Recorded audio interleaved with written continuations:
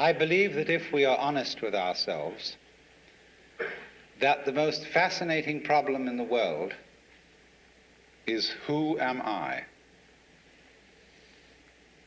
What do you mean? What do you feel when you say the word I? I, myself. I don't think there can be any more fascinating preoccupation than that, because it's so mysterious, it's so elusive. Because what you are in your inmost being escapes your examination in rather the same way that you can't look directly into your own eyes without using a mirror. You can't bite your own teeth. You can't taste your own tongue. And you can't touch the tip of this finger with the tip of this finger. And that's why there's always an element of profound mystery in the problem of who we are.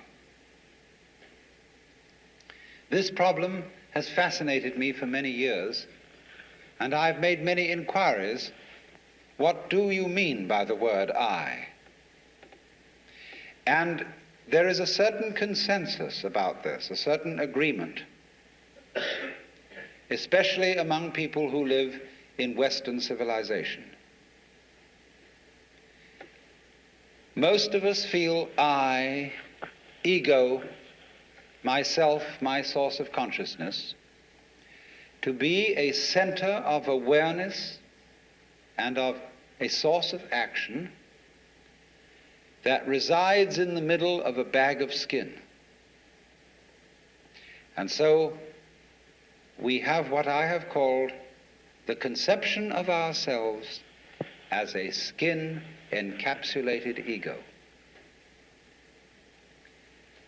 Now, it's very funny how we use the word I. If we just refer to common speech, we are not accustomed to say, I am a body. We rather say, I have a body. We don't say, I beat my heart, in the same way as we say, I walk, I think, I talk. We feel that our heart beats itself, and that has nothing very much to do with I. In other words, we don't regard I myself as identical with our whole physical organism. We regard it as something inside it. And most Western people locate their ego inside their heads. You are somewhere between your eyes and between your ears, and the rest of you dangles from that point of reference. It is not so in other cultures. When a Chinese or Japanese person wants to locate the center of himself, he points here, not here. Here to what Japanese call the kokoro, or the Chinese call shin, the heart, mind. Some people also locate themselves in the solar plexus. But by and large, we locate ourselves behind the eyes and somewhere between the ears, as if within the dome of the skull there were some sort of arrangement such as there is at the SAC headquarters in Denver, where there are men in great rooms surrounded with radar screens and all sorts of things, and earphones on, watching all the movements of planes all over the world. So in the same way, we have really the idea of ourselves as a little man inside our heads who has earphones on, which bring messages from the ears, and who has a television set in front of him, which brings messages from the eyes, and all sorts of electrode things are all over his body, giving him signals from the hands and so on, and he has a panel in front of him of buttons and dials and things, and so he more or less controls the body. But he isn't the same as the body, because I am in charge of what are called the voluntary actions. And what are called involuntary actions of the body, they happen to me. I am pushed around by them, but to some extent also I can push my body around. This, I have concluded, is the ordinary, average conception of what is oneself. And look at the way children, influenced by our cultural environment, ask questions. Mummy, who would I have been if my father had been someone else? You see, the child gets the idea from our culture that the father and mother gave him a body into which he was popped at some moment. Whether it was conception or whether it was parturition is a little bit vague. But there is, in our whole way of thinking, the idea that we are a soul, a spiritual essence of some kind, imprisoned inside a body. And that we look out upon a world that is foreign to us. In the words of the poet Houseman, I, a stranger and afraid, in a world I never made. And so, therefore, we speak of confronting reality, facing the facts. We speak of coming into this world. And this whole sensation that we are brought up to have of being an island of consciousness locked up in a bag of skin, facing outside us a world that is profoundly alien to us in the sense that what is outside me is not me. This sets up a fundamental sensation of hostility and estrangement between ourselves and the so-called external world. And therefore, we go on to talk about the conquest of nature, the conquest of space, and view ourselves in a kind of battle array towards the world outside us. I shall have much more to say about that in the second lecture. But in the first now, I want to examine the strange feeling of being an isolated self. Now, actually, it is absolutely absurd to say that we came into this world. We didn't. We came out of it. What do you think you are? Supposing this world is a tree.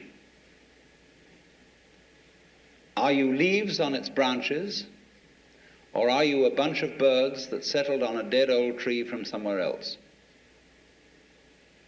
Surely, everything that we know about living organisms from the standpoint of the sciences shows us that we grow out of this world, that we, each one of us, are what you might call symptoms of the state of the universe as a whole.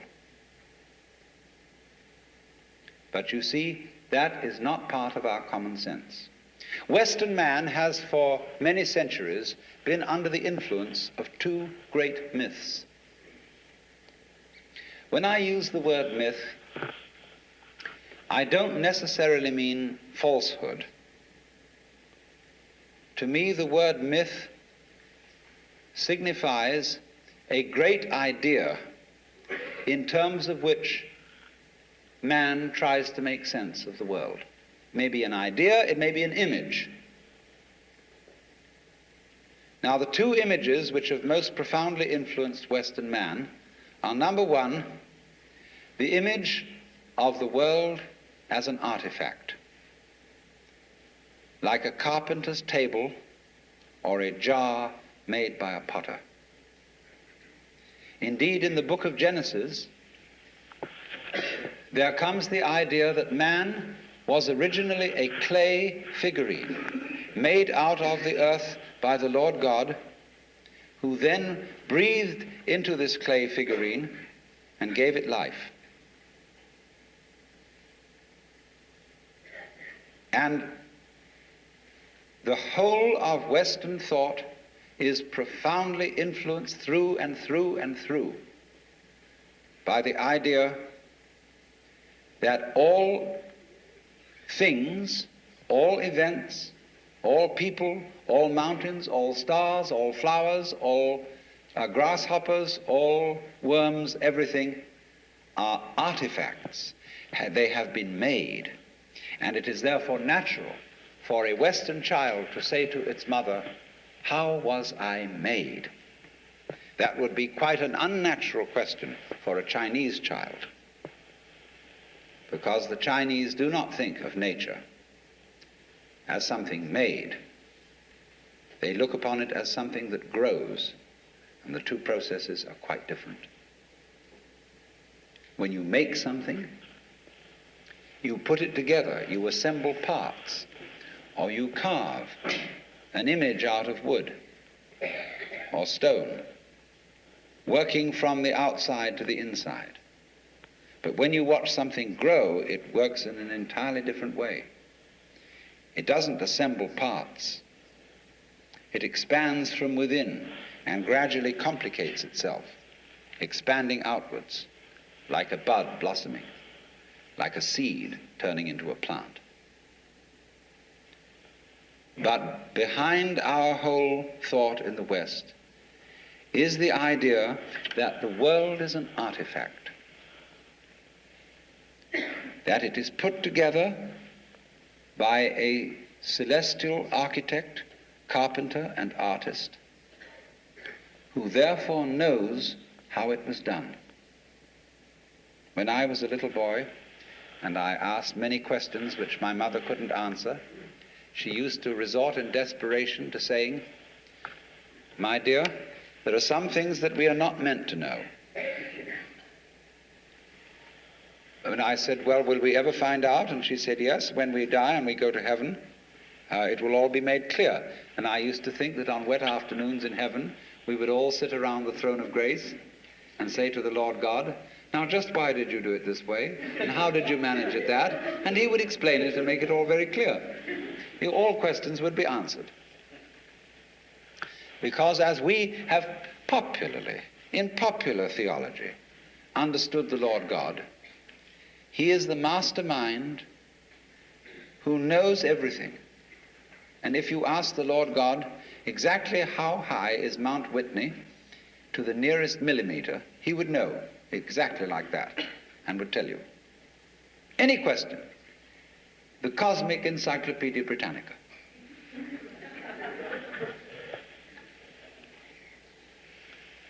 Unfortunately, this particular image or myth became too much for Western man because it was oppressive.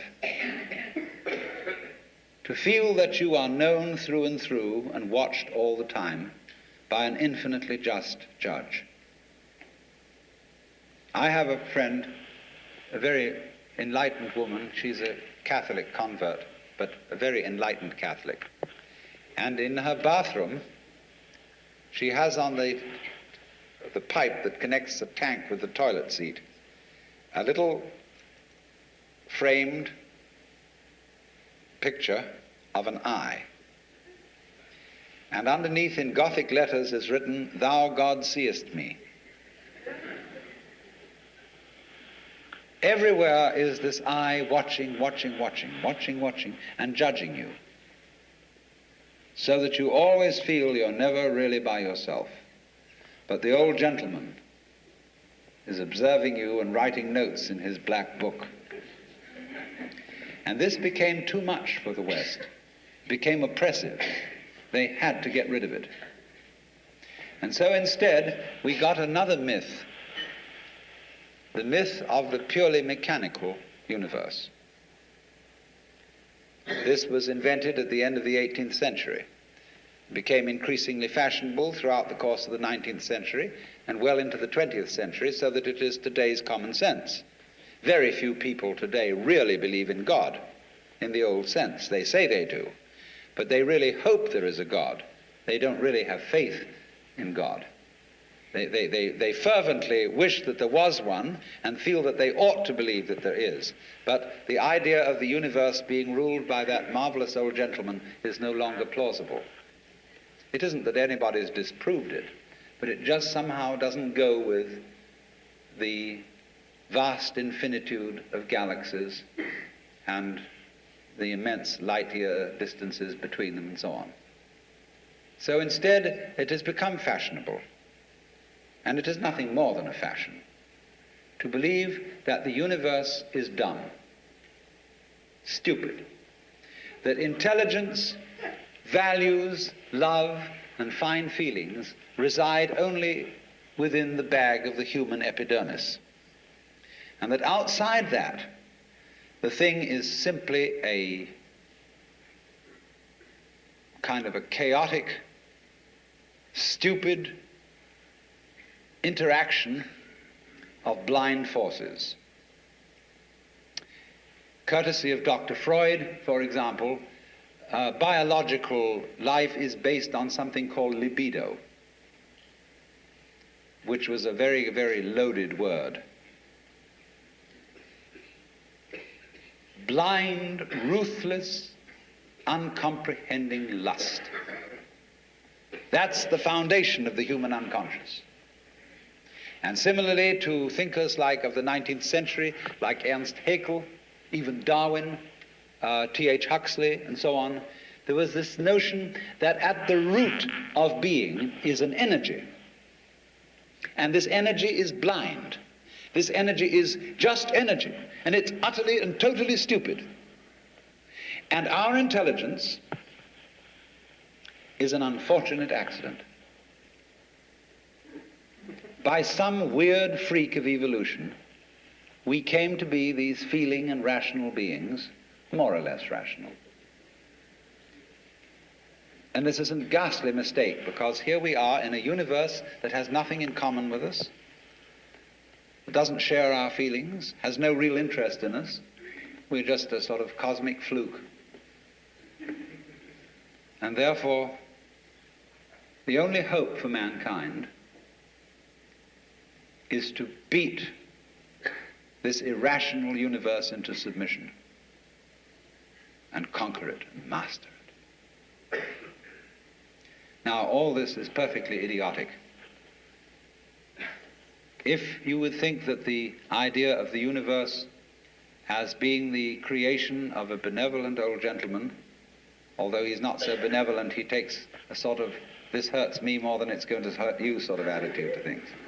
You can have that on the one hand, and if that becomes uncomfortable, you can exchange it for its opposite, the idea that the ultimate reality doesn't have any intelligence at all. At least that gets rid of the old bogey in the sky, in exchange for a picture of the world that is completely stupid. Now, these ideas don't make any sense, especially the last one, because you cannot get an intelligent organism, such as a human being, out of an unintelligent universe. The saying in the New Testament that figs do not grow on thistles nor grapes on thorns applies equally to the world. You do not find an intelligent organism living in an unintelligent environment.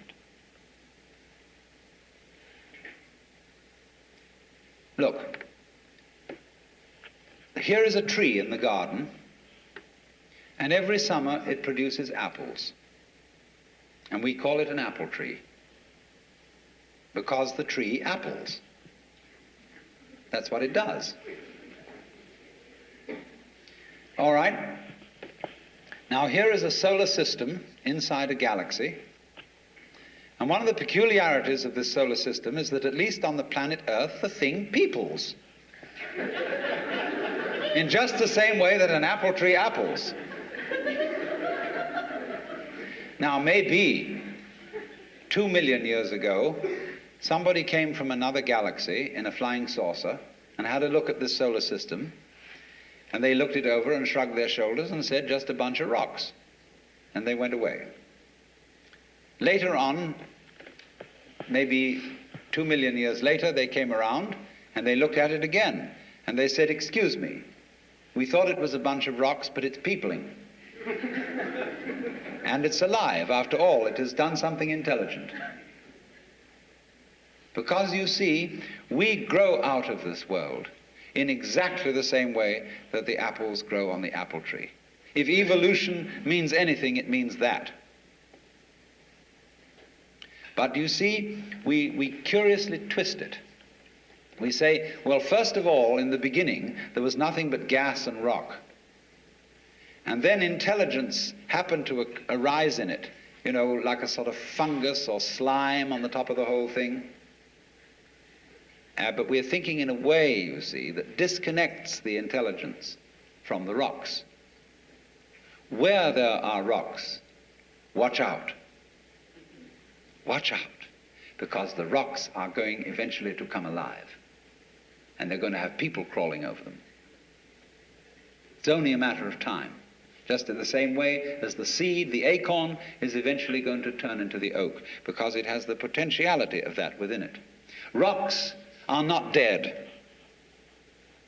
You see, it depends on what kind of attitude you want to take to the world. If you want to put the world down, you say, oh, well, fundamentally it's only just a lot of geology. It's a stupidity. And it so happens that a kind of a freak comes up in it which we call consciousness. And that's an attitude that you take when you want to prove to people that you're a tough guy, that you're realistic, that you face facts, and that you don't indulge in wishful thinking. It's just a matter of role-playing. And you must be aware of these things. They are fashions in the intellectual world. On the other hand, if you feel warm-hearted towards the universe, you put it up instead of putting it down, and you say about rocks, they're really conscious, but a very primitive form of consciousness. Because after all, when I take even this crystal here, which is glass, and go, well, it makes a noise. And that response, that resonance, is an extremely primitive form of consciousness. Our consciousness is much more subtle than that. But when you hit a bell and it rings, you touch a crystal and it responds, inside itself, it has a very simple reaction. It goes jangle inside, whereas we go jangle with all sorts of colors and lights and intelligence, ideas and thoughts. It's more complicated. But both are equally conscious, but conscious in different degrees. That is a perfectly acceptable idea. It's just the opposite of the idea. See, all I'm saying is that minerals are a rudimentary form of consciousness, whereas the other people are saying that consciousness is a complicated form of minerals. You see, what they want to do is to say everything is kind of blah. Whereas what I want to say is, hooray, life is a good show. You are something that the whole world is doing. Just as when the sea has waves on it, all right, the sea, the ocean is waving. And so each one of us is a waving of the whole cosmos, the entire works, all there is. And with each one of us, it's waving and saying, yoo-hoo, here I am. Only it does it differently each time, because variety is the spice of life.